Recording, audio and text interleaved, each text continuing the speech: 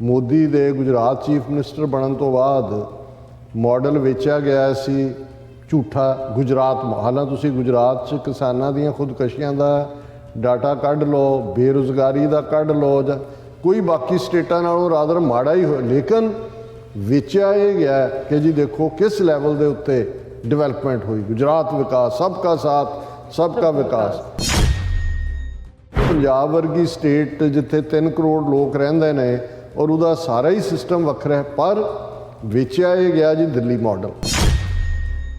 ਕਿਸੇ ਨੇ ਪਤਾ ਨਹੀਂ ਕੀਤਾ ਕਿ ਆਂਗਨਵਾੜੀ ਵਰਕਰ ਜਿਹੜੀਆਂ ਵਿਚਾਰੀਆਂ ਹਜ਼ਾਰਾਂ ਦੀ ਗਿਣਤੀ 'ਚ ਨੇ ਉਹ ਕਦੋਂ ਤੋਂ ਉੱਥੇ ਸਟ੍ਰਾਈਕ ਕਰ ਰਹੀਆਂ, ਜਾਂ ਕਿੰਨਾ ਸਕਸੈਸ ਰੇਟ ਹੈ ਜਿਹੜੀ ਲਾਈਨ ਆਫ ਟ੍ਰੀਟ। ਅਸੀਂ ਤਾਂ ਦਿੱਲੀ ਮਾਡਲ 'ਚ ਹਸਪਤਾਲਾਂ ਦਾ ਹਾਲ ਉਹੀ ਦੇਖਿਆ ਕਿ ਜਰਨੈਲ ਸਿੰਘ ਵਰਗਾ ਇਹਨਾਂ ਦਾ ਆਪਣਾ MLA ਰਿਹਾ, ਉਹ ਆਕਸੀਜਨ ਦੀ ਘਾਟ ਨਾਲ ਜਿਹੜਾ ਉਹਦੀ ਡੈਥ ਹੋਈ ਹੈ।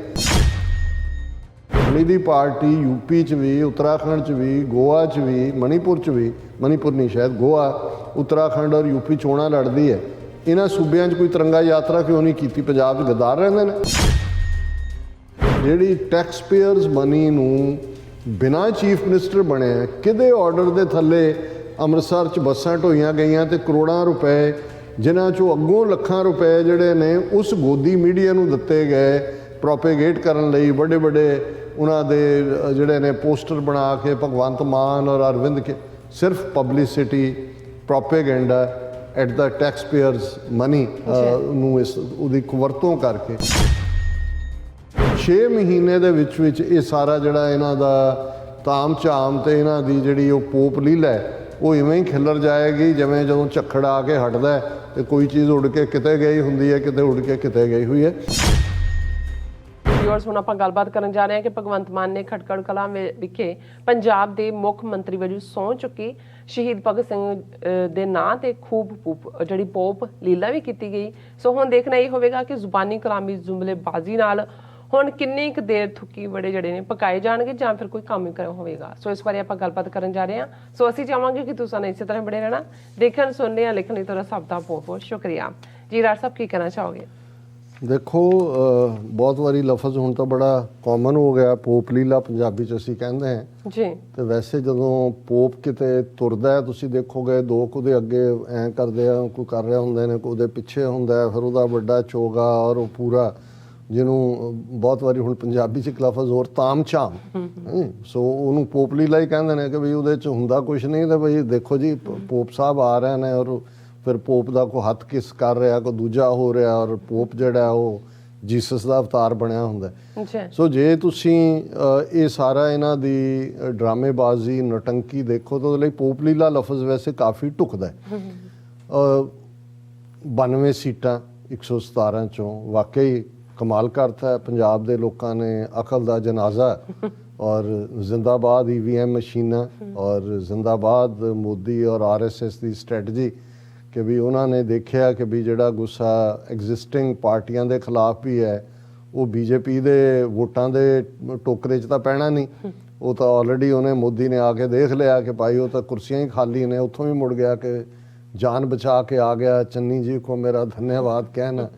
ਪਰ ਤੁਸੀਂ ਇਹ ਦੇਖੋ ਵੀ ਕਿਵੇਂ ਅਸੀਂ ਜਿਸ ਦੁਸ਼ਮਣ ਦੇ ਨਾਲ ਲੜ ਰਹੇ ਹਾਂ, ਸਾਡੀ ਤਾਂ ਅਕਲ ਉੱਥੋਂ ਤੱਕ ਕਦੇ ਪਹੁੰਚਦੀ ਵੀ ਨਹੀਂ ਹੈ ਕਿ ਉਹਨਾਂ ਨੇ ਕੀ ਸੋਚਿਆ ਸੀ। ਸਾਨੂੰ ਸਾਡੇ ਬਹੁਤ ਸਾਰੇ ਜਿਹੜੇ ਨੇ, ਔਰ ਤੁਸੀਂ ਕਿਸਾਨ ਲੀਡਰਾਂ ਦਾ ਹਾਲ ਦੇਖ ਲਓ ਵੀ ਕਿਸ ਹੱਦ ਤੱਕ ਕਿੰਨੀ ਵੱਡੀ ਸਕਸੈਸ ਸਟੋਰੀ ਜਿਹੜੀ ਦੁਨੀਆ ਦੀਆਂ ਮੂਵਮੈਂਟਸ ਦੇ ਵਿੱਚ ਜਿਸ ਦਾ ਸ਼ੁਮਾਰ ਹੋਏਗਾ ਕਿ ਕਿਵੇਂ ਉਹ ਹਕੂਮਤ ਜਿਹੜੀ ਕਿਤੇ ਨਹੀਂ ਝੁਕੀ, ਜਿਹਦੀ ਧੌਣ 'ਚ ਕਿੱਲਾ ਫਸਿਆ ਹੋਇਆ ਸੀ, ਉਸ ਮੂਵਮੈਂਟ ਨੇ ਝੁਕਾਇਆ। ਔਰ ਜਿਵੇਂ ਜੇ ਤੁਸੀਂ ਦੀਪ ਸਿੱਧੂ ਦੇ ਹਵਾਲੇ ਨਾਲ ਮੈਂ ਜੇ ਗੱਲ ਕਰਾਂ ਕਿ ਕੁਝ ਚੀਜ਼ਾਂ ਸਮੇਂ ਤੋਂ ਪਹਿਲਾਂ ਦੀ ਵਿਜ਼ਡਮ ਹੁੰਦਾ। ਜਦੋਂ ਉਹਨਾਂ ਨੂੰ ਇਹ ਕਿਹਾ ਗਿਆ ਕਿ ਤੁਸੀਂ ਪੰਜਾਬ ਦੇ ਵਿੱਚ ਆਪਣੀ ਸਿਆਸੀ ਧਿਰ ਕਿਉਂ ਨਹੀਂ ਬਣਾਉਂਦੇ, ਤੇ ਇੱਕ ਗੱਲ ਬਹੁਤ ਚੰਗੀ ਉਹਨਾਂ ਦੀ ਉਹਨੇ ਕਹੀ, ਉਹਨਾਂ ਨੇ ਕਿਹਾ ਵੀ ਜਿਹੜੀਆਂ ਸਿਆਸੀ ਧਿਰਾਂ ਜਾਂ ਪਾਰਟੀਆਂ ਘੋਲ 'ਚੋਂ ਨਿਕਲਦੀਆਂ ਨੇ, ਸੰਘਰਸ਼ 'ਚੋਂ ਨਿਕਲਦੀਆਂ, ਉਹਨਾਂ ਕਿਹਾ ਵੀ ਕਿਸਾਨੀ ਮੋਰਚੇ ਦਾ ਜਿਹੜਾ ਘੋਲ ਸੀ ਉਹ ਇੱਕ ਅਪਰਚੁਨਿਟੀ ਸੀ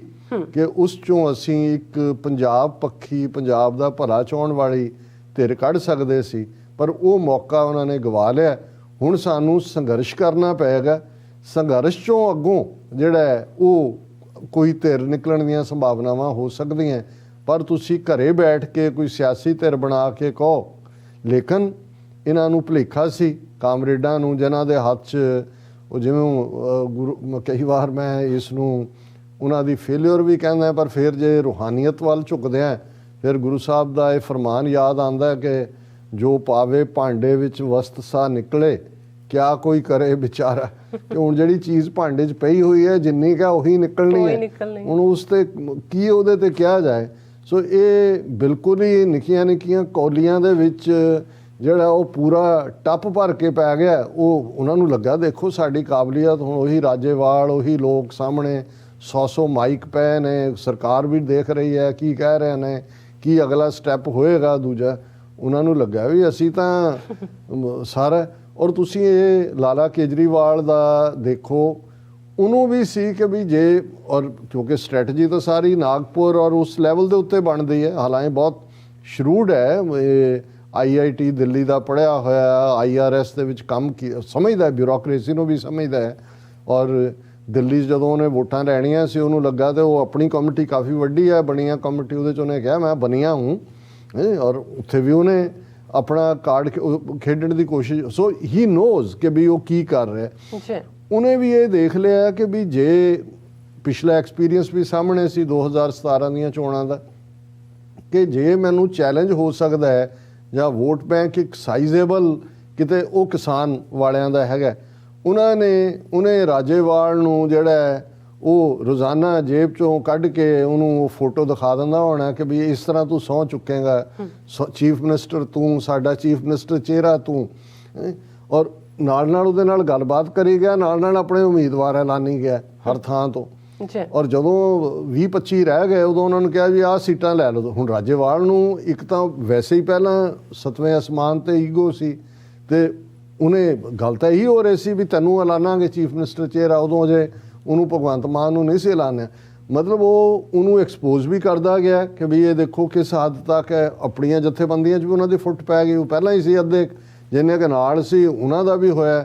ਫਿਰ ਟਿਕਟਾਂ ਵੰਡਣ ਦੇ ਮੌਕੇ ਜਿਸ ਕਿਸਮ ਦਾ ਉਹ ਹੋਇਆ, ਉਹਨੇ ਆਪਣਾ ਸਮਰਾਲਾ ਰੱਖ ਲਿਆ। ਉਹਨੇ ਕਿਹਾ ਜੀ ਬਾਕੀ ਇੱਧਰ ਉੱਧਰ, ਔਰ ਨਤੀਜਾ ਸਾਹਮਣੇ ਹੈ। ਜਿੰਨੇ ਵੀ ਉਹਨਾਂ ਦੇ 95 ਕੇ ਕਿੰਨੇ ਕੈਂਡੀਡੇਟ ਖੜੇ ਕੀਤੇ ਸੀ, 94 ਦੀਆਂ ਜ਼ਮਾਨਤਾਂ ਜ਼ਬਤ ਹੋਈਆਂ। ਇੱਕ ਲੱਖਾ ਸਿਧਾਣਾ ਉਹ ਵੀ ਆਪਣੇ ਬਲਬੂਤੇ ਤੇ, ਕਿਉਂਕਿ ਉਹਨੇ ਲੋਕਾਂ ਦੇ ਵਿੱਚ ਕੰਮ ਕੀਤਾ ਹੋਇਆ ਹੈ। ਔਰ ਪੋਪੂਲਰ ਇਸ਼ੂ, ਪੰਜਾਬੀ ਜ਼ਬਾਨ ਦਾ ਇਸ਼ੂ, ਦੂਜੇ ਤੀਜੇ ਉਹ ਵੇਲੇ ਕਵੇਲੇ, ਹਾਲਾਂ ਉਸ ਨਾਲ ਕੋਈ ਉਸ 'ਤੇ ਕੋਈ ਬਹੁਤਾ ਇਤਬਾਰ ਤਾਂ ਨਹੀਂ ਕੀਤਾ ਜਾ ਸਕਦਾ, ਲੇਕਿਨ ਇਸ ਕਿਸਮ ਦਾ ਤੁਸੀਂ ਇੰਨਾ ਕੁ ਨੂੰ ਜਿਹੜਾ ਉਹ ਕ੍ਰੈਡਿਟ ਦੇ ਸਕਦੇ ਹੋ। ਹੁਣ ਉਹ ਜਦੋਂ ਪਾਸੇ ਹੋਏ ਤਾਂ ਜ਼ਾਹਰ ਹੈ ਕਿ ਵੀ ਇਹ ਜਿਹੜਾ 92 ਸੀਟਾਂ ਇਹਨਾਂ ਦੇ ਹੱਥ ਆਣੀਆਂ ਉਹ। ਔਰ ਉਹਦੇ 'ਚ ਜਿਵੇਂ ਅੱਜ ਹੀ ਜਿਹੜਾ ਅੱਜ ਦੀ ਆਵਾਜ਼ ਪ੍ਰੋਗਰਾਮ, ਰੇਡੀਓ ਪ੍ਰੋਗਰਾਮ ਹੁੰਦਾ, ਉਹਦੇ 'ਚ ਵੀ ਮੈਂ ਇਹ ਗੱਲ ਕਹੀ। ਮੈਂ ਕਿਹਾ ਕਿ ਜਿਵੇਂ 2002 'ਚ ਮੋਦੀ ਦੇ ਗੁਜਰਾਤ ਚੀਫ ਮਿਨਿਸਟਰ ਬਣਨ ਤੋਂ ਬਾਅਦ ਮਾਡਲ ਵੇਚਿਆ ਗਿਆ ਸੀ ਝੂਠਾ ਗੁਜਰਾਤ। ਹਾਲਾਂ ਤੁਸੀਂ ਗੁਜਰਾਤ 'ਚ ਕਿਸਾਨਾਂ ਦੀਆਂ ਖੁਦਕਸ਼ੀਆਂ ਦਾ ਡਾਟਾ ਕੱਢ ਲਓ, ਬੇਰੁਜ਼ਗਾਰੀ ਦਾ ਕੱਢ ਲਓ, ਜਾਂ ਕੋਈ ਬਾਕੀ ਸਟੇਟਾਂ ਨਾਲੋਂ ਰਾਦਰ ਮਾੜਾ ਹੀ ਹੋ, ਲੇਕਿਨ ਵੇਚਿਆ ਇਹ ਗਿਆ ਕਿ ਜੀ ਦੇਖੋ ਕਿਸ ਲੈਵਲ ਦੇ ਉੱਤੇ ਡਿਵੈਲਪਮੈਂਟ ਹੋਈ। ਗੁਜਰਾਤ ਵਿਕਾਸ, ਸਭ ਕਾ ਸਾਥ ਸਭ ਕਾ ਵਿਕਾਸ। ਹੁਣ ਇਸੇ ਤਰ੍ਹਾਂ ਕਿਸੇ ਨੇ ਵੀ ਪੰਜਾਬ ਦੇ ਕੋਈ ਚਿੰਤਕਾਂ 'ਚੋਂ ਇੰਨੀਆਂ ਯੂਨੀਵਰਸਿਟੀਆਂ ਨੇ ਜਾਂ ਦੂਜੇ ਕਿ ਵੀ ਦਿੱਲੀ 'ਚ ਜਾ ਕੇ, ਪਹਿਲਾਂ ਤਾਂ ਦਿੱਲੀ ਨਾਲ ਮੁਕਾਬਲਾ ਹੀ ਨਹੀਂ ਹੈ। ਉਹ ਇੱਕ ਸੀਮਤ ਜਿਹਾ ਉਹਦੇ ਕੋਲ ਇੱਕ ਜਿਵੇਂ ਜਗੀਰ ਹੁੰਦੀ ਸੀ ਕਿਸੇ ਨੂੰ ਦਿੱਤੀ, 19 ਕੁ ਥਾਂ ਹੈ। ਹੋਮ ਮਿਨਿਸਟਰੀ ਵੀ ਤੁਹਾਡੇ ਕੋਲ ਨਹੀਂ ਹੈ, ਫੁੱਲ ਫਲੈਜ ਸਟੇਟ ਵੀ ਨਹੀਂ ਹੈ। ਸੁਪਰੀਮ ਕੋਰਟ ਦੇ ਫੈਸਲੇ ਤੋਂ ਬਾਅਦ ਈਵਨ ਕੋਈ ਚੀਫ ਮਿਨਿਸਟਰ ਫੈਸਲਾ ਵੀ ਨਹੀਂ, ਲੈਫਟੀਨੈਂਟ ਗਵਰਨਰ ਡਿਸਾਈਡ ਕਰਦਾ। ਸੋ ਦਿੱਲੀ ਔਰ ਪੰਜਾਬ ਵਰਗੀ ਸਟੇਟ ਜਿੱਥੇ 3 ਕਰੋੜ ਲੋਕ ਰਹਿੰਦੇ ਨੇ ਔਰ ਉਹਦਾ ਸਾਰਾ ਹੀ ਸਿਸਟਮ ਵੱਖਰਾ ਹੈ, ਪਰ ਵੇਚਿਆ ਇਹ ਗਿਆ ਜੀ ਦਿੱਲੀ ਮਾਡਲ। ਦੇਖੋ ਜੀ ਐਜੂਕੇਸ਼ਨ, ਦੇਖੋ ਜੀ ਹੈਲਥ, ਔਰ ਦੂਜੇ ਕਿਸੇ ਨੇ ਪਤਾ ਨਹੀਂ ਕੀਤਾ ਕਿ ਆਂਗਨਵਾੜੀ ਵਰਕਰ ਜਿਹੜੀਆਂ ਵਿਚਾਰੀਆਂ ਹਜ਼ਾਰਾਂ ਦੀ ਗਿਣਤੀ 'ਚ ਨੇ, ਉਹ ਕਦੋਂ ਤੋਂ ਉੱਥੇ ਸਟ੍ਰਾਈਕ ਕਰ ਰਹੀਆਂ, ਜਾਂ ਕਿੰਨਾ ਸਕਸੈਸ ਰੇਟ ਹੈ ਜਿਹੜੀ ਲਾਈਨ ਆਫ ਟ੍ਰੀਟ। ਅਸੀਂ ਤਾਂ ਦਿੱਲੀ ਮਾਡਲ 'ਚ ਹਸਪਤਾਲਾਂ ਦਾ ਹਾਲ ਉਹੀ ਦੇਖਿਆ ਕਿ ਜਰਨੈਲ ਸਿੰਘ ਵਰਗਾ ਇਹਨਾਂ ਦਾ ਆਪਣਾ MLA ਰਿਹਾ, ਉਹ ਆਕਸੀਜਨ ਦੀ ਘਾਟ ਨਾਲ ਜਿਹੜਾ ਉਹਦੀ ਡੈਥ ਹੋਈ ਹੈ, ਔਰ ਕਿੰਨਾ ਦਿੱਲੀ ਦੇ ਵਿੱਚ ਖਲਾਰਾ ਪਿਆ। ਲੇਕਿਨ ਇਹਦੇ ਬਾਵਜੂਦ ਜੇ 40-45 ਲੱਖ ਬੰਦਾ ਭਾਰਤ ਦੇ ਵਿੱਚ, ਔਰ ਮੈਂ ਇੱਕ ਮੇਰੇ ਨਹੀਂ ਫਿਗਰ ਹੈ, ਪਿਛਲੇ ਹਫਤੇ ਲੈਂਸੈਟ ਜਿਹੜੀ ਇੰਟਰਨੈਸ਼ਨਲ ਬਾਡੀ ਹੈ, ਉਹਨਾਂ ਨੇ 40 ਤੋਂ 45 ਲੱਖ ਡੈਥ ਦਿੱਤੀਆਂ ਨੇ ਇੰਡੀਆ 'ਚ। ਉਹਨਾਂ ਨੇ ਕਿਹਾ ਦੀ ਹਾਈਐਸਟ ਐਵਰੀਵੇਅਰ ਇਨ ਦਾ ਵਰਲਡ। ਦੇਖੋ ਪਰ ਤੁਸੀਂ ਪ੍ਰੋਪੇਗੈਂਡੇ ਦੀ ਲਾਈਨ ਦੂਜੇ ਦੀ ਦੇਖੋ ਕਿ ਵੀ ਉਹ ਸਭ ਗਵਾ ਕੇ ਜੇ ਯੂਪੀ ਦੇ ਵਿੱਚ ਈਵੀਐਮ ਔਰ ਆਦਿੱਤਿਆਨਾਥ ਯੋਗੀ ਉਹਦੇ ਸਿਰ ਤੇ ਹੱਥ ਰੱਖ ਕੇ ਉਹਦੀ ਪਿੱਠ ਠੋਕਦੇ ਆ। ਮੋਦੀ ਕਹਿੰਦਾ ਹੈ योगी जी आपने कमाल कर दी, आपने ऐसा कोविड के का जो है किया, लोगों तक पहुँचे कि क्या बात है। जो 45 ਲੱਖ ਲੋਕ ਮਰਵਾ ਕੇ ਜਿਹੜਾ ਉਹਨੂੰ ਕੀਤਾ। ਇੱਥੇ ਤਾਂ ਮਾਡਲ ਜਿਹੜਾ ਵੇਚਣਾ ਪੰਜਾਬ ਵਾਲੇ ਤੋਂ ਹੀ ਕਿਸੇ ਨੂੰ ਪੜ੍ਹਨ ਲਿਖਣ ਦਾ ਸ਼ੌਕ ਨਹੀਂ ਹੈ। ਔਰ ਜਿਵੇਂ ਹੁਣ ਤਾਮ ਝਾਮ ਦੀ ਜੇ ਤੁਸੀਂ ਗੱਲ ਕਰੋ ਕਿ ਵੀ ਅਜੇ ਉਹ ਚੀਫ ਮਿਨਿਸਟਰ ਬਣਿਆ ਨਹੀਂ, ਹੁਣ ਉਹ ਦਿੱਲੀ ਚੰਡੀਗੜ੍ਹ ਸੈਕਟਰੀਏਟ 'ਚ ਗਿਆ ਚੀਫ ਮਿਨਿਸਟਰ ਦੀ ਸਹੁੰ ਚੁੱਕਣ ਤੋਂ ਬਾਅਦ ਸ਼ੁਰੂ ਹੁੰਦਾ। ਹੁਣ ਕੇਅਰ ਟੇਕਰ ਚੰਨੀ ਹੈ। ਪੰਜਾਬ ਰੋਡਵੇਜ਼ ਦੀਆਂ ਬੱਸਾਂ ਪੈਪਸੂ ਬੱਸਾਂ ਕਿਹਨੇ ਆਰਡਰ ਕੀਤਾ ਅੰਮ੍ਰਿਤਸਰ ਦੇ ਰੋਡ ਸ਼ੋਅ ਲਈ ਜੀ। ਔਰ ਫਿਰ ਇਹ ਸਿੱਖਾਂ ਨੂੰ ਭੁੱਲ ਜਾਂਦਾ ਹੈ ਕਿ ਅੰਮ੍ਰਿਤਸਰ ਸ਼ਹਿਰ ਦੇ ਵਿੱਚ ਕੋਈ ਮਹਾਰਾਜਾ, ਕੋਈ ਮਿਸਲਦਾਰ, ਕਿਸੇ ਨੇ ਕਦੇ ਤਾਕਤ ਦਾ ਵਿਖਾਵਾ ਨਹੀਂ ਕੀਤਾ। ਉੱਥੇ ਤੁਸੀਂ ਹੰਬਲ ਸਿੱਖ ਬਣ ਕੇ ਜਾਂਦੇ ਹੋ ਜਾਂ ਡਿਵੋਟੀ ਬਣ ਕੇ ਜਾਂਦੇ ਹੋ, ਦੂਸਰੇ ਲੋਕ ਵੀ ਜਾਂਦੇ ਨੇ। ਹੁਣ ਉੱਥੇ ਤਿਰੰਗੇ ਇਕੱਠੇ ਕਰਕੇ ਕਰਨ ਦਾ ਮਤਲਬ ਕੀ ਹੈ? ਪੰਜਾਬ 'ਚ ਵੀ ਜਦੋਂ ਇਹਨੇ ਚੋਣ ਰੈਲੀਆਂ ਕੀਤੀਆਂ ਤਿਰੰਗਾ ਯਾਤਰਾਵਾਂ, ਹੁਣ ਇਹਦੀ ਪਾਰਟੀ ਯੂਪੀ 'ਚ ਵੀ, ਉੱਤਰਾਖੰਡ 'ਚ ਵੀ, ਗੋਆ 'ਚ ਵੀ, ਮਣੀਪੁਰ 'ਚ ਵੀ, ਮਣੀਪੁਰ ਨਹੀਂ ਸ਼ਾਇਦ, ਗੋਆ, ਉੱਤਰਾਖੰਡ ਔਰ ਯੂਪੀ ਚੋਣਾਂ ਲੜਦੀ ਹੈ। ਇਹਨਾਂ ਸੂਬਿਆਂ 'ਚ ਕੋਈ ਤਿਰੰਗਾ ਯਾਤਰਾ ਕਿਉਂ ਨਹੀਂ ਕੀਤੀ? ਪੰਜਾਬ 'ਚ ਗੱਦਾਰ ਰਹਿੰਦੇ ਨੇ। ਇਹ ਦੱਸਣ ਦੇ ਲਈ ਇੱਕ ਪਾਸੇ ਜਿਹੜਾ ਏਜੰਸੀਆਂ ਦਾ, ਨਾਗਪੁਰੀਆਂ ਦਾ ਏਜੰਡਾ ਹੈ ਭਾਈ ਉਹ ਵੇਚਣ ਵਾਲੇ ਮੁਲਕ ਨੂੰ ਤਾਂ ਉਹ ਨੇ ਜਿਹੜੇ ਜਿਨ੍ਹਾਂ ਨੇ ਹਮੇਸ਼ਾ ਜਿਹੜਾ ਉਹ ਵੇਚਿਆ ਹਰ ਚੀਜ਼ ਨੂੰ ਪੈਸੇ ਦੇ ਉੱਤੇ। ਇਹ ਇਸ ਧਰਤੀ ਦੇ ਲੋਕ ਜਾਣਦੇ ਨੇ ਕਿਵੇਂ ਡਿਫੈਂਡ, ਉਹਨਾਂ ਨੂੰ ਕੋਈ ਪੈਟਰੀਓਟਿਜ਼ਮ ਜਾਂ ਦੂਸਰਾ ਪੜ੍ਹਾਉਣ ਦੀ ਲੋੜ ਨਹੀਂ ਹੈ। ਉਹ ਸਿੱਖ ਪਹਿਲਾਂ ਨੇ ਤੇ ਉਹਨਾਂ ਨੂੰ ਪਤਾ ਉੱਥੇ ਦੂਸਰਿਆਂ ਦੇ ਲਈ ਖਲੋਣ ਵਾਲੇ ਨੇ। ਲੇਕਿਨ ਇੱਕ ਇਮੇਜ ਇਸ ਕਿਸਮ ਦਾ ਬਿਲਡ ਕੀਤਾ ਗਿਆ। ਔਰ ਹੁਣ ਇਸ ਦਾ ਇਕੱਲਾ ਇਹੀ ਨਹੀਂ ਕਿ ਬਈ ਸਰਕਾਰੀ ਪੈਸੇ ਦੀ ਕੁਵਰਤੋਂ ਹੋਈ। ਫਿਰ ਅਸੀਂ ਖਟਕੜ ਕਲਾਂ ਭਗਤ ਸਿੰਘ ਦਾ ਪੈਤਰੀ ਪਿੰਡ, ਹਾਲਾਂ ਨਾ ਉੱਥੇ ਉਹ ਜੰਮਿਆ ਨਾ ਕਦੇ ਉੱਥੇ ਆਇਆ, ਉਹ ਤਾਂ ਜ਼ਿਲ੍ਹਾ ਲਾਇਲਪੁਰ ਜਿਹਨੂੰ ਫੈਸਲਾਬਾਦ ਹੁਣ ਕਹਿੰਦੇ ਨੇ, ਉਹਦੇ 'ਚ ਜਿੱਥੇ ਉਹਨਾਂ ਦਾ ਘਰ ਸੀ, ਜਨਮ ਹੋਇਆ, ਉਹਨਾਂ ਘਰ ਵਾਲਿਆਂ ਨੇ ਉਹਨੂੰ ਹੀ ਮਿਊਜ਼ੀਅਮ ਦੇ ਵਿੱਚ ਕਨਵਰਟ ਕੀਤਾ। ਲੇਕਿਨ ਜਦੋਂ ਤੁਸੀਂ ਕਿਸੇ ਚੀਜ਼ ਨੂੰ ਸੈਲੀ ਕਰਨਾ ਫਿਰ ਬਣਾ ਦਿਓ। ਹਾਲਾਂ ਉਹ ਤਾਂ ਕਈ ਦਹਾਕੇ ਪਹਿਲਾਂ, ਉਸ ਤੋਂ ਬਾਅਦ ਵੀ ਉਹਨਾਂ ਦਾ ਕੋਈ ਲੇਕਿਨ ਹੁਣ ਵੇਚੋ ਨਾ ਭਗਤ ਸਿੰਘ ਦਾ ਖਟਕੜ ਕਲਾਂ ਪਿੰਡ ਦੇ ਵਿੱਚ ਕਰੋ ਤੇ ਉਹਦੇ ਕਿਸੇ ਰਿਸ਼ਤੇਦਾਰ ਨੂੰ ਜਾਂ ਦੂਸਰੇ ਨੂੰ ਪ੍ਰੀਵੀਅਸ ਈਵਨਿੰਗ ਤੱਕ ਕੋਈ ਸੱਦਾ ਨਹੀਂ ਸੀ ਉਹਦੇ ਸ਼ਾਮਲ ਹੋਣ ਦਾ। ਈਵਨ ਜਿਹੜੇ ਪਿੰਡ ਵਾਸੀ ਨੇ, ਸਿਰਫ 2000 ਦੀ ਆਬਾਦੀ ਹੈ, ਉਹਨਾਂ ਨੂੰ ਵੀ ਪ੍ਰੀਵੀਅਸ ਈਵਨਿੰਗ ਕਿਹਾ ਗਿਆ ਕਿ ਜੀ ਆਓ ਤੁਸੀਂ। ਲੇਕਿਨ ਇਸ ਤੋਂ ਵੀ ਬਦਤਰ, ਕਿਉਂਕਿ ਸਵਾਲ ਇਹ ਹੈ ਔਰ ਜਿਵੇਂ ਸਾਡੇ ਵੀਰ ਤੇਜਵਿੰਦਰ ਸਿੰਘ ਸੰਧੂ ਹੋਰਾਂ ਨੇ ਵੀ ਪੁੱਛਿਆ ਸੀ ਕਿ ਜੀ ਕਰੇਗਾ ਕੀ? ਕਰਨਾ ਤਾਂ ਨਜ਼ਰ ਆ ਰਿਹਾ। ਜੇ ਜਿਹੜੀ ਟੈਕਸ ਪੇਅਰਸ ਮਨੀ ਨੂੰ ਬਿਨਾਂ ਚੀਫ ਮਿਨਿਸਟਰ ਬਣਿਆ ਕਿਹਦੇ ਆਰਡਰ ਦੇ ਥੱਲੇ ਅੰਮ੍ਰਿਤਸਰ 'ਚ ਬੱਸਾਂ ਢੋਈਆਂ ਗਈਆਂ ਤੇ ਕਰੋੜਾਂ ਰੁਪਏ, ਜਿਨ੍ਹਾਂ 'ਚੋਂ ਅੱਗੋਂ ਲੱਖਾਂ ਰੁਪਏ ਜਿਹੜੇ ਨੇ ਉਸ ਗੋਦੀ ਮੀਡੀਆ ਨੂੰ ਦਿੱਤੇ ਗਏ ਪ੍ਰੋਪੇਗੇਟ ਕਰਨ ਲਈ। ਵੱਡੇ ਵੱਡੇ ਉਹਨਾਂ ਦੇ ਜਿਹੜੇ ਨੇ ਪੋਸਟਰ ਬਣਾ ਕੇ ਭਗਵੰਤ ਮਾਨ ਔਰ ਅਰਵਿੰਦ ਕੇ, ਸਿਰਫ publicity, propaganda at the taxpayers money ਨੂੰ ਇਸ ਉਹਦੀ ਕੁਵਰਤੋਂ ਕਰਕੇ। ਸੋ ਇਹਦੇ 'ਚੋਂ ਕਿਸੇ ਨੂੰ ਇਹ ਲੱਗੇ ਕਿ ਜੀ ਉਹਨਾਂ ਨੇ ਕੀ ਪ੍ਰੋਮਿਸ 6 ਮਹੀਨੇ 'ਚ ਤੁਸੀਂ ਦੇਖੋਗੇ। ਔਰ ਮੈਂ ਕੋਈ ਨਾ ਹੀ ਮੈਂ ਐਸਟ੍ਰੋਲੋਜੀ 'ਚ ਯਕੀਨ ਰੱਖਦਾ, ਨਾ ਹੀ ਮੈਂ ਕਦੇ ਕੋਈ ਪ੍ਰੋਫੈਸੀ 'ਚ ਯਕੀਨ ਰੱਖ, ਪਰ ਤੁਸੀਂ ਸਿਆਸੀ ਤੌਰ ਦੇ ਉੱਤੇ ਕਿਸੇ ਸਿਚੁਏਸ਼ਨ ਨੂੰ ਦੇਖਦੇ ਹੋ 6 ਮਹੀਨੇ ਦੇ ਵਿੱਚ ਇਹ ਸਾਰਾ ਜਿਹੜਾ ਇਹਨਾਂ ਦਾ ਤਾਮ ਝਾਮ ਤੇ ਇਹਨਾਂ ਦੀ ਜਿਹੜੀ ਉਹ ਪੋਪ ਲੀਲਾ ਹੈ ਉਹ ਇਵੇਂ ਹੀ ਖਿੱਲਰ ਜਾਏਗੀ ਜਿਵੇਂ ਜਦੋਂ ਝੱਖੜ ਆ ਕੇ ਹਟਦਾ ਤੇ ਕੋਈ ਚੀਜ਼ ਉੱਡ ਕੇ ਕਿਤੇ ਗਈ ਹੁੰਦੀ ਹੈ, ਕਿਤੇ ਉੱਡ ਕੇ ਕਿਤੇ ਗਈ ਹੋਈ ਹੈ। ਪਹਿਲੀ ਦੌੜ ਤਾਂ ਵਜ਼ੀਰੀਆਂ ਦੇ ਵੰਡਣ ਵੇਲੇ ਹੀ ਸਾਹਮਣੇ ਆ ਗਈ ਅੰਦਰ ਕੀ ਚੱਲ ਰਿਹਾ। ਅੱਧੇ ਕ੍ਰਿਮੀਨਲ ਨੇ, ਰੈਕਡ ਵਾਲੇ, 60 ਨੇ ਪੈਸੇ ਦੇ ਕੇ ਟਿਕਟਾਂ ਲਈਆਂ ਹੋਈਆਂ। ਉਹਨਾਂ ਤੋਂ ਤੁਸੀਂ ਹੁਣ ਐਕਸਪੈਕਟ ਕਰਦੇ ਹੋ ਕਿ ਵੀ ਇਹਨਾਂ ਦੀ ਮਾਈਥੋਲੋਜੀ 'ਚ ਹੀ ਕਹਿਣਾ ਹੋਏ ਕਿ ਰਾਜਾ ਹਰੀਸ਼ ਚੰਦਰ ਜਾਂ ਯੁਧਿਸ਼ਟਰ ਜਿਹੜੇ ਇਮਾਨਦਾਰੀ ਦੇ ਲਈ ਜਾਣੇ ਜਾਂਦੇ ਨੇ ਉਹ ਇਹਨਾਂ 'ਚੋਂ ਨਿਕਲਣਗੇ। ਇਹਨਾਂ 'ਚੋਂ ਉਹੀ ਨਿਕਲਣਗੇ ਜੋ ਜਿਸ ਕਿਸਮ ਦੇ ਉਹ ਨੇ। ਔਰ ਕਿਵੇਂ ਈਵਨ ਭਗਤ ਸਿੰਘ ਦੇ ਨਾਂ ਦੀ ਕੁਵਰਤੋਂ, ਹਾਲਾਂ ਇਹ ਖਬਰ ਵੀ ਪਹਿਲਾਂ ਆਈ ਕਿ ਜਿਸ ਕਮਰੇ 'ਚ ਆ ਕੇ ਭਗਵੰਤ ਮਾਨ ਬੈਠਾ, ਕਿਉਂਕਿ ਬਾਦਲ ਦੇ ਵੇਲੇ ਮਹਾਰਾਜਾ ਰਣਜੀਤ ਸਿੰਘ ਦੀ ਫੋਟੋ ਕੰਧ 'ਤੇ ਸੀ, ਅਮਰਿੰਦਰ ਦੇ ਵੇਲੇ ਵੀ ਕਾਇਮ ਰਹੀ। ਔਰ ਇਹ ਆਇਆ ਸਾਹਮਣੇ ਕਿ ਜੀ ਉਹ ਜਿਹੜੀ ਹੈ ਉਹ ਹੁਣ ਪਿੱਛੇ ਭਗਤ ਸਿੰਘ ਦੀ ਔਰ ਡਾਕਟਰ BR ਅੰਬੇਦਕਰ ਦੀ ਹੈ। ਬਹੁਤ ਸਾਰਿਆਂ ਨੇ ਗਾਲੀ ਗਲੋਚ ਸ਼ੁਰੂ ਕਰਤਾ ਕਿ ਜੀ ਉਹ ਲਾ ਦਿੱਤੀ ਫੋਟੋ ਦੂਜੇ। ਹਾਲਾਂ ਐਕਸਪਲੇਨੇਸ਼ਨ ਕਿਤੇ ਮੈਂ ਇਹ ਵੀ ਦੇਖੀ ਹੈ ਕਿ ਜੀ ਉਹ ਡਿਫਰੈਂਟ ਕਮਰੇ 'ਚ ਹੈ, ਉੱਥੋਂ ਨਹੀਂ ਲਾਈ ਗਈ, ਇਹਨੇ ਆਪਣਾ ਕਮਰਾ ਹੀ ਡਿਫਰੈਂਟ ਬਣਾਇਆ। ਲੇਕਿਨ ਇਹ ਵੀ ਇੱਕ ਸ਼ੋਸ਼ੇਬਾਜ਼ੀ ਹੈ, ਕਿਉਂਕਿ ਜਿਹੜਾ ਇਹਨਾਂ ਦਾ ਸੈਂਟਰ ਦਾ ਵੀ ਇਹਦੇ 'ਤੇ ਆਰਡੀਨੈਂਸ ਹੁੰਦਾ ਹੈ ਕਿ ਵੀ ਹਰ ਥਾਂ ਦੇ ਉੱਤੇ ਰਾਸ਼ਟਰਪਿਤਾ ਗਾਂਧੀ ਦੀ ਫੋਟੋ, ਐਗਜ਼ਿਸਟਿੰਗ ਪ੍ਰੈਜ਼ੀਡੈਂਟ ਭਾਰਤ ਦੇ ਪ੍ਰਾਈਮ ਮਿਨਿਸਟਰ ਔਰ ਚੀਫ ਮਿਨਿਸਟਰ ਜਿਹੜਾ ਵੀ ਹੈ ਉਹਦੀ ਫੋਟੋ। ਅੱਛਾ, ਹੁਣ ਗਾਂਧੀ ਤੇ ਭਗਤ ਸਿੰਘ ਨੂੰ ਇੱਕ ਕਮਰੇ 'ਚ ਬੰਦ ਕਰਨਗੇ ਤੇ ਇਹ ਤਾਂ ਲੜਾਈ ਵਾਲਾ ਕੰਮ ਹੈ। ਇਹ ਤਾਂ ਚਰਖਾ ਟੁੱਟਿਆ ਹੋਣਾ ਸਵੇਰ ਤੱਕ ਬਾਪੂ ਦਾ। ਤੇ ਭਗਤ ਸਿੰਘ ਨੂੰ ਜਿਵੇਂ ਉਹਨੇ ਫਾਂਸੀ ਦੇ ਵੇਲੇ ਲਾਰਡ ਇਰਵਿਨ ਦੇ ਨਾਲ ਮੁਲਾਕਾਤ ਕਰਨ ਦੇ ਬਾਵਜੂਦ ਵੀ ਲੱਗ ਲੈਣ ਦਿੱਤਾ। ਪਰ ਜਦੋਂ ਤੁਸੀਂ ਕਰਨੀ ਨੌਟੰਕੀ ਹੈ, ਸ਼ੋਸ਼ੇਬਾਜ਼ੀ ਕਰਨੀ ਹੈ, ਔਰ ਇੱਕ ਗੱਲ ਦਾ ਧਿਆਨ ਰਹੇ ਕਿ ਜੁਝਾਰੂ ਲਹਿਰ ਦੇ ਪੀਰੀਅਡ 'ਚ ਭਗਤ ਸਿੰਘ ਦੇ ਭਣੇਵੇਂ ਕੁਲਜੀਤ ਸਿੰਘ ਟੱਟ ਜਿਹੜੇ ਡਿਸਟ੍ਰਿਕਟ ਹੁਸ਼ਿਆਰਪੁਰ ਦੇ ਅੰਬਾਲਾ ਜੱਟਾਂ ਪਿੰਡ ਦੇ ਸਰਪੰਚ ਸੀ, ਉਹਨਾਂ ਨੂੰ ਉਹੀ ਅਜੀਤ ਸਿੰਘ ਸੰਧੂ ਜਿਹਨੇ ਬਾਅਦ 'ਚ SSP ਤਰਨਤਾਰਨ ਹੁੰਦਿਆਂ ਹਜ਼ਾਰਾਂ ਸਿੱਖ ਨੌਜਵਾਨ ਚੁੱਕ ਕੇ ਮਾਰੇ, ਹਰੀਕੇ ਦੇ ਵਿੱਚ ਸੁੱਟੇ, ਔਰ ਜਿਨ੍ਹਾਂ ਨੇ ਈਵਨ ਜਸਵੰਤ ਸਿੰਘ ਖਾਰੜਾ ਨੂੰ ਵੀ ਸ਼ਹੀਦ ਕੀਤਾ। ਇਹੀ ਉੱਥੇ ਜਿਹੜਾ ਇੰਸਪੈਕਟਰ ਲੱਗਾ ਹੁੰਦਾ ਸੀ ਦਸੂਹੇ ਦੇ ਵਿੱਚ, ਔਰ ਉਹਨਾਂ ਨੇ ਭਗਤ ਸਿੰਘ ਦੇ ਭਣੇਵੇਂ ਨੂੰ ਵੀ ਚੁੱਕ ਕੇ ਟੌਰਚਰ ਕਰਕੇ ਜਿਹੜਾ ਉਹ ਸ਼ਹੀਦ ਕਰ ਦਿੱਤਾ ਸੀ।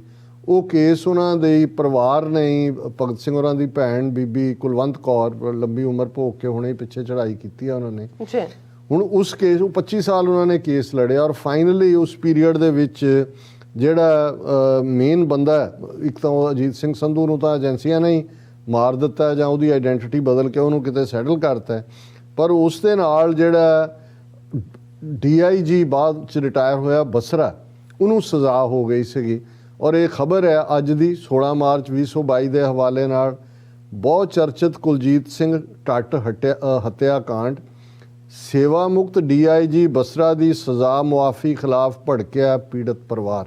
ਟੈਕਨੀਕਲ ਟੀਮ ਨੂੰ ਮੈਂ ਕਹਾਂਗਾ, ਕਿਉਂਕਿ ਇਹ ਫੋਟੋ ਵੀ ਹੈ ਜਿਹਦੇ 'ਚ KR ਭਜਨ ਸਿੰਘ ਟੱਟ ਤੇ ਨਾਲ ਉਹਨਾਂ ਦੀਆਂ ਭਾਣਜੀਆਂ ਨੇ ਸ਼ਹੀਦ ਭਗਤ ਸਿੰਘ ਦੀਆਂ, ਗੁਰਜੀਤ ਕੌਰ ਤੇ ਪਰਮਿੰਦਰ ਕੌਰ। ਇਹ ਉੱਥੋਂ ਦੀ ਮੇਨ ਖਬਰ ਹੈ ਕਿ ਵੀ ਉਹਨਾਂ ਨੇ ਕਿਹਾ ਕਿ ਵੀ ਇੱਕ ਪਾਸੇ ਤਾਂ ਸਰਕਾਰ ਜਿਹੜੇ ਪ੍ਰੋਫੈਸਰ ਭੁੱਲਰ ਵਰਗੇ ਜਾਂ ਦੂਜੇ ਉਹਨਾਂ ਦੀਆਂ ਸਜ਼ਾਵਾਂ ਮਾਫ ਕਰਨ ਨੂੰ ਤਿਆਰ ਨਹੀਂ, ਪਰ ਇਸ ਵੇਲੇ ਅੰਬਾਲਾ ਜੱਟਾਂ ਦੇ ਸਰਪੰਚ ਕੁਲਜੀਤ ਸਿੰਘ ਟੱਟ ਹੱਤਿਆ ਮਾਮਲੇ ਦੇ ਦੋਸ਼ੀ ਰਿਟਾਇਰਡ DIG SPS ਬਸਰਾ ਦੀ ਸਜ਼ਾ ਮੁਆਫ ਕੀਤੇ ਜਾਣ ਤੇ ਰੋਸ ਜਤਾਉਂਦਿਆਂ ਟੱਟ ਦੇ ਭਰਾ ਹਰਭਜਨ ਸਿੰਘ ਟੱਟ, ਉਹਨਾਂ ਦੀ ਪਤਨੀ ਗੁਰਜੀਤ ਕੌਰ, ਭਾਣਜੀਆਂ ਸ਼ਹੀਦ ਭਗਤ ਸਿੰਘ ਪਰਮਿੰਦਰ ਕੌਰ ਤੇ ਗੁਰਜੀਤ ਕੌਰ ਦੋਨੋਂ, ਉਹਨਾਂ ਨੇ ਪ੍ਰੈਸ ਕਾਨਫਰੰਸ ਨੂੰ ਐਡਰੈਸ ਕਰਦਿਆਂ ਕਿਹਾ ਕਿ ਭਾਈ 1999 'ਚ ਕੁਲਜੀਤ ਸਿੰਘ ਟੱਟ ਦਾ ਬੜੀ ਬੇਰਹਿਮੀ ਦੇ ਨਾਲ ਕਤਲ ਕੀਤਾ ਗਿਆ ਸੀ। 25 ਸਾਲ ਅਸੀਂ ਜਸਟਿਸ ਲਈ ਇੰਤਜ਼ਾਰ ਕੀਤਾ, ਇਹਨੂੰ ਸਜ਼ਾ ਹੋਈ, ਔਰ ਹੁਣ ਉਹਨਾਂ ਨੇ ਕਿਹਾ ਕਿ ਵੀ